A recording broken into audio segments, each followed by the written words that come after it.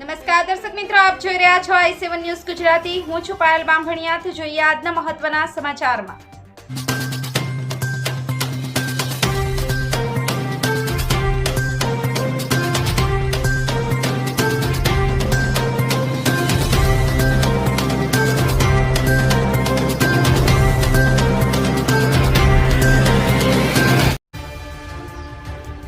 સાબરકાંઠા લોકસભા બેઠક ઉપર ક્ષત્રિય આંદોલનની વ્યાપક અસર ઊભી થતી હોવાના પગલે ગૃહ રાજ્યમંત્રી ફર્સ્ટ સંઘવી હિંમતનગરની ખાનગી હોટેલમાં અને સાબરકાંઠા તેમજ અરવલ્લી લોકસભા બેઠકના ધારાસભ્યો તેમજ સંગઠનના આગેવાનો સહિત ક્ષત્રિય આંદોલન મામલે સાબરકાંઠા જિલ્લાના આગેવાનો સાથે પણ બેઠક કરી હતી। રાજકોટનું લોકસભાના ભાજપના ઉમેદવાર પરસોત્તમ રૂપાલા વિવાદિત નિવેદનના પગલે સમગ્ર ગુજરાતભરમાં ક્ષત્રિય આંદોલન શરૂ થવા પામ્યું છે।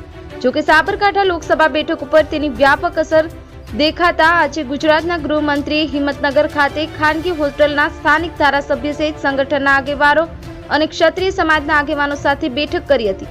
તેમજ બેઠકમાં પોતાની રજૂઆત કરી આગામી સમયમાં પ્રધાનમંત્રી નરેન્દ્ર મોદીને ફરી એકવાર વડાપ્રધાન બનાવવા મામલે રજૂઆત કરી હતી। જોકે ખાનગી સૂત્રો પાસેથી મળતી માહિતી મુજબ ગૃહમંત્રીની વાત પણ અધવચ્ચે અટકાવી દેવામાં આવી હતી।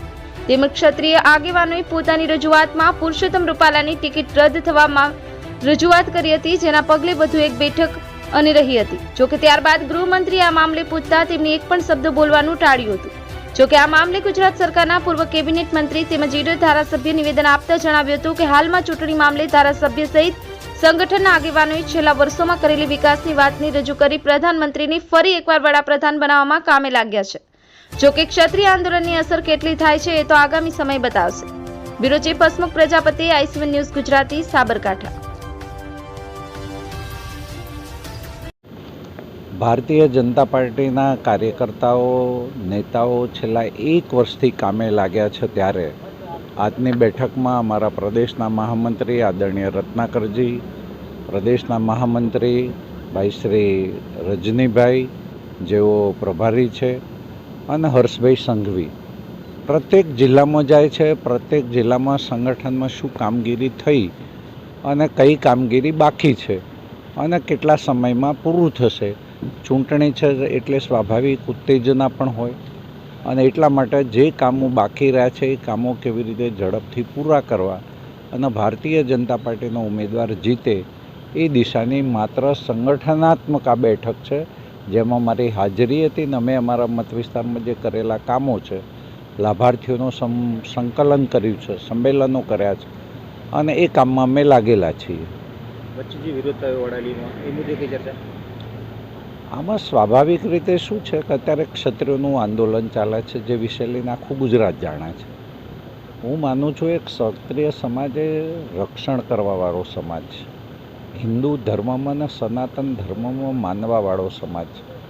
એક ઘટના બની એના કારણે આવેશ હોય, ઉશ્કેરાટ પણ હોઈ શકે, પરંતુ જ્યાં સુધી સાબરકાંઠા જિલ્લાને સવાલ છે ત્યાં સુધી ક્યારેય ક્ષત્રિયો તરફથી કોઈ પણ પ્રકારની પરેશાની અન્ય કોઈ પણ સમાજમાં ક્યારેય થઈ નથી, અને આ ક્ષત્રિયોનું આંદોલનના વિરોધની જે વાત ચાલે છે એ તો ક્ષત્રિયોને બદનામ કરવાની વાત કરે છે। કોંગ્રેસના કાર્યકર્તાઓનું નામ પડે છે ક્ષત્રિયોનું, એટલે મને એવું લાગે છે કે કોંગ્રેસ પોતે એક સમાજના જે બદનામ કરવાનું કામ કરે છે એ નહીં કરવું જોઈએ।